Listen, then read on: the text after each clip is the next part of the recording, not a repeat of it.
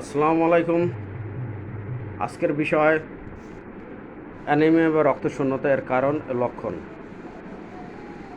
আসলে আমাদের শরীরের রক্তের রং লাল দেখার কারণ হলো রক্তের ভিতরে হিমোগ্লোবিন নামক একটি উপাদান আছে। এই উপাদানের কারণে রক্ত লাল দেখায়।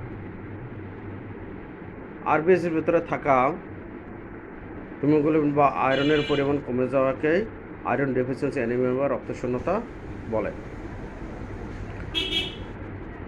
রক্তের ভিতরে বিভিন্ন উপাদান থাকে, আরবিসি, ডাব্লিউবিসি, প্লাটিলেট। এক একটার কাজ এক এক ধরনের। আমাদের শরীরের অক্সিজেন এবং পুষ্টি সারা শরীরে সরবরাহ করে এই আরবিসি বা লোহিত রক্তকণিকা। আমার শরীরের রোগ জীবাণুকে ধ্বংস করে ডাব্লিউবিসি বা প্লাটিলেট, শ্বেত রক্তকণিকা। আর রক্ত জমাট বাঁধতে সাহায্য করে প্লাটিলেট বা অনুচক্রিকা। একজন পূর্ণবয়স্ক সুস্থ মানুষের শরীরে 5 থেকে 7 লিটার রক্ত থাকে, যা ওজন উচ্চতা ও ওজন অনুসারে। আর আরবিসির ভেতরে হিমোগ্লোবিন লেভেল পুরুষদের ক্ষেত্রে নর্মাল লেভেল হলো 13 থেকে 19, আর মহিলাদের ক্ষেত্রে 12 থেকে 17। শিশুদের ক্ষেত্রে 1 থেকে 12 বছরের ভেতরে 11 থেকে 15। এই নর্মাল লেভেলের নিচে নেমে আসাকেই অ্যানিমিয়া বা রক্তশূন্যতা বলে। এখন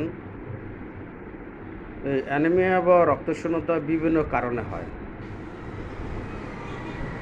বিশেষ করে আমাদের রক্ত তৈরি হয় আমাদের বোন মেরু বা অস্থিমজ্জার ভেতরে।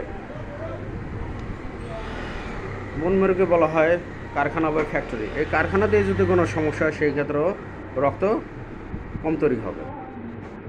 আবার রক্ত তৈরির জন্য মূল যে উপাদানগুলি, সেই উপাদানের ঘাটতি থাকলেও রক্ত কম তৈরি হয়। বিশেষ করে আয়রন, ভিটামিন বি12, vitamin C, folic acid, zinc, protein, এই উপাদানগুলি ঘাটতি থাকলেও রক্ত কম তৈরি হয়। আবার নির্দিষ্ট আরবিসি নির্দিষ্ট বয়সের আগে, অর্থাৎ 120 দিন বয়সের আগেও যদি এই রক্তের সেলগুলো ভেঙে যায়, সেই ক্ষেত্রেও হিমোগ্লোবিন কমে যেতে পারে। আবার পেটের ভিতর যদি কোনো ক্ষত থাকে, অর্থাৎ গ্যাস্ট্রিক আলসার, ঠিক আছে, কলাইটিস, অ্যানাল ফিশার, ফিস্টুলা, কোনো ধরনের ক্ষত থাকে, সেই ক্ষেত্রে হিমোগ্লোবিন কমে যেতে পারে। বিভিন্ন ধরনের ক্যান্সারের কারণেও, বিশেষ করে পুরুষদের ক্ষেত্রে প্রোস্টেট ক্যান্সার, মহিলাদের ব্রেস্ট ক্যান্সার বা কোলন ক্যান্সার, বিভিন্ন কারণেও অ্যানিমিয়া বা রক্তশূন্যতা দেখা দিতে পারে। এই অ্যানিমিয়া বা রক্তশূন্যতার লক্ষণ কী? অ্যানিমিয়া বা রক্তশূন্যতার বেশ কিছু লক্ষণ আছে। তার ভিতরে মাথা ঘোরাবে, মাথা ঝিনঝিন করবে, তারপর অল্প পরিশ্রমে হাঁপিয়ে যাওয়া, বুক দরফর করা, বুকের চাপ দিয়ে ধরা, শ্বাস নিতে কষ্ট হওয়া, বেশিরভাগ সময় অলসতা, দুর্বলতা, ঘুম ঘুম ভাব,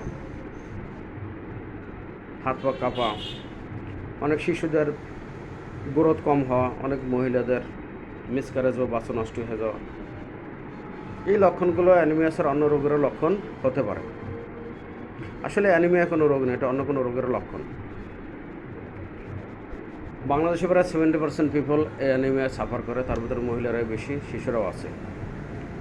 আর 80 থেকে 90% অ্যানিমিয়া হয় আয়রন ডেফিসিয়েন্সি অ্যানিমিয়া, অর্থাৎ খাওয়া দাওয়ার অপুষ্টিজনিত কারণে, ম্যালনিউট্রিশনের কারণে। অর্থাৎ আপনার ভিতরে যদি এই লক্ষণগুলো দেখা দেয় অ্যানিমিয়ার, তাহলে আপনি নিকটে ডক্টরের কাছে যান, তার পরামর্শ নিন, চিকিৎসা নিন, ভালো থাকুন। আল্লাহ হাফেজ।